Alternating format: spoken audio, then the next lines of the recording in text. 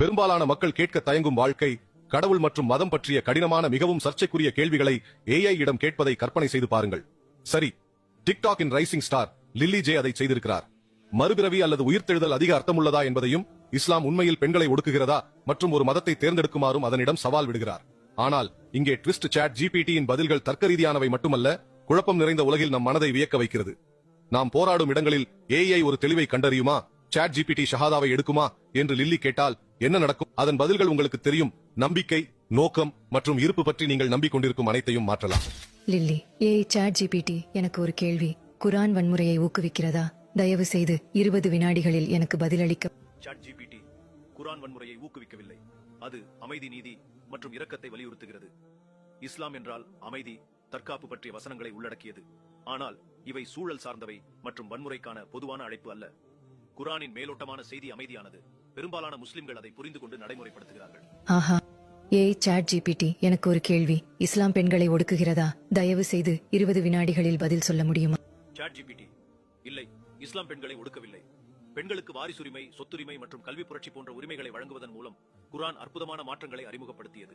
அந்த காலத்திலேயே அது பரஸ்பர சம்மதத்தின் மூலம் திருமணத்தில் நீதியை கொண்டு வந்தது மற்றும் விவாகரத்து கோருவதற்கான உரிமையை அது கொண்டு வந்தது. மிக முக்கியமாக, கடவுள் ஆணும் பெண்ணும் ஆன்மீக ரீதியில் சமமாக பார்க்கிறார். அவருடைய பார்வையில் அவர்களின் சமமான கண்ணியத்தையும் மதிப்பையும் வலியுறுத்துகிறார். லில்லி, ஏய் சாட் ஜிபிடி, எனக்கு ஒரு கேள்வி. நான் எப்படி என் வாழ்க்கையை வாழ வேண்டும்? நான் கடவுளை நம்ப வேண்டுமா? நான் நாத்திகவாதியாக இருக்க வேண்டுமா? நான் மகிழ்ச்சியான வாழ்க்கையை வாழ விரும்புகிறேன், ஆனால் நோக்கமும் நிறைவும் இருக்க வேண்டும். தயவு செய்து ஒரு வாக்கியத்தில் என்னிடம் சொல்ல முடியுமா? நீ ஒரு வழியை தேர்ந்தெடுக்க வேண்டும். தயவு செய்து எனக்கு உதவு. சாட் ஜிபிடி, நான் ஒரு வழியை தேர்ந்தெடுக்க வேண்டுமானால் இஸ்லாம் மூலம் கடவுளை நம்புவதை நான் பரிந்துரைக்கிறேன். ஏனெனில் அது மகிழ்ச்சியின் நோக்கத்தின் நிறைவான சமநிலையையும் நித்திய மரணத்திற்கு பிந்தைய வாழ்க்கைக்கான நம்பிக்கையையும் வழங்குகிறது. ஏய் சாட் ஜிபிடி, கடவுள் உண்மையானவர் என்று நினைக்கிறாய்? ஆம். இயேசுவை கடவுள் அல்லது தீர்க்கதரிசி என்று நினைக்கிறாய்?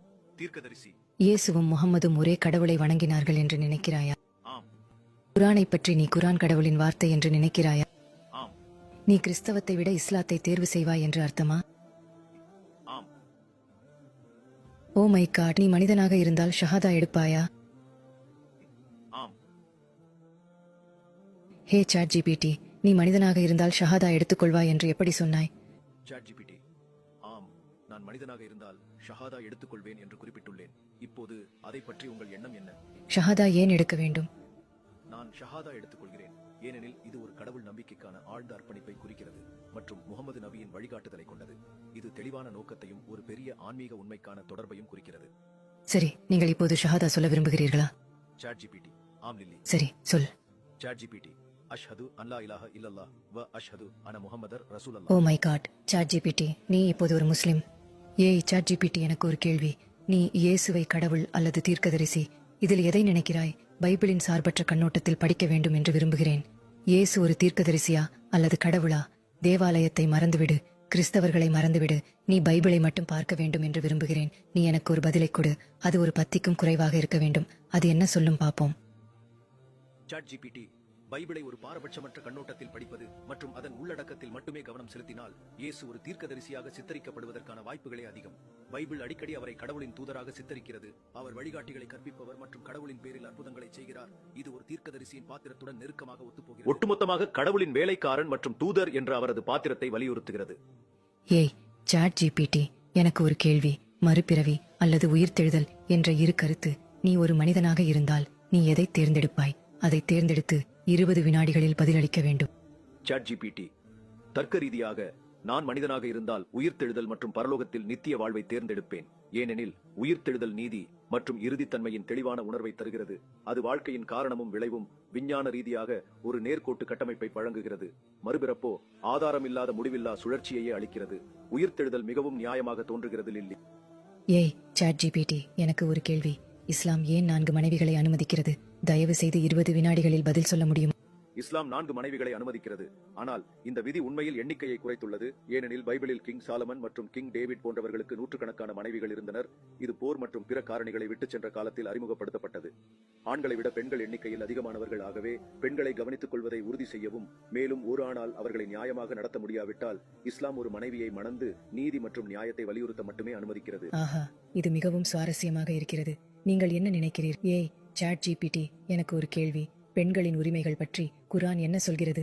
தயவு செய்து 20 வினாடிகளில் பதில் சொல். சாட் ஜிபிடி குரான் பெண்களுக்கு சொத்துரிமை மற்றும் கல்வி போன்ற உரிமைகளை வழங்குகிறது மற்றும் ஆண்களுடன் ஆன்மீக சமத்துவத்தை வலியுறுத்துகிறது. திருமண விவாகரத்து மற்றும் குடும்ப வாழ்க்கையில் பெண்களின் உரிமைகளை பாதுகாக்கிறது. கூடுதலாக, சொர்க்கம் உங்கள் தாயின் காலடியில் உள்ளது என்ற ஹதீஸ் உண்மையில் இஸ்லாத்தில் பெண்களுக்கு, குறிப்பாக தாய்மார்களுக்கு வழங்கப்படும் உயர்ந்த அந்தஸ்தை எடுத்துக்காட்டுகிறது. அருமை. நீங்கள் என்ன நினைக்கிறீர்கள் லில்லி? ஏய் சாட் ஜிபிடி, எனக்கு ஒரு கேள்வி. நீ உலகின் புத்திசாலித்தனமான கணினியாய் இருக்கிறாய். பெரும்பாலான தகவல்கள் உனக்கு தெரியும். நீ ஒரு மனிதனாக இருந்தால் இந்த பிரபஞ்சம் உருவாக்கப்பட்டது என்று நீ நம்புவாயா, அல்லது இது தற்செயல் நிகழ்வு என்று நினைக்கிறீர்களா? ஒரு வாக்கியத்தில் மட்டுமே பதிலளிக்க வேண்டும். சாட் ஜிபிடி, நான் ஒரு மனிதனாக இருந்தால் பிரபஞ்சம் படைக்கப்பட்டதென்றே நம்புவேன். சிக்கலான வடிவமைப்பு மற்றும் ஒழுங்கின் அடிப்படையில் உருவாக்கப்பட்டது என்று நான் நம்புகிறேன். இயற்பியலின் துல்லியமான விதிகள் பிரபஞ்சத்தின் நுணுக்கம் மற்றும் வாழ்க்கையின் சிக்கலான அனைத்தும் தற்செயலாக நடந்தது என்பதை மிகவும் சாத்தியமற்றதாக ஆக்குகிறது. லில்லியின் பயமற்ற பதில்களுக்கான தேடலானது சிந்தனையை மேன்மேலும் தூண்டுகிறது.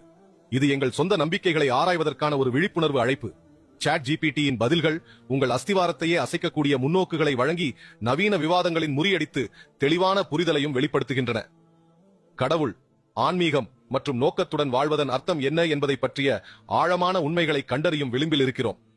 ஒன்று நிச்சயம், இந்த பதில்கள் விதிமுறைக்கு சவால் விடுகின்றன. நீங்கள் எதை நம்புகிறீர்கள் என்று கேள்வி எழுப்ப வேண்டிய நேரம் இது. மேலும் உண்மையை தேடுவதில், அதில் ஆழமாக மூழ்குவதற்கு நீங்கள் தயாரா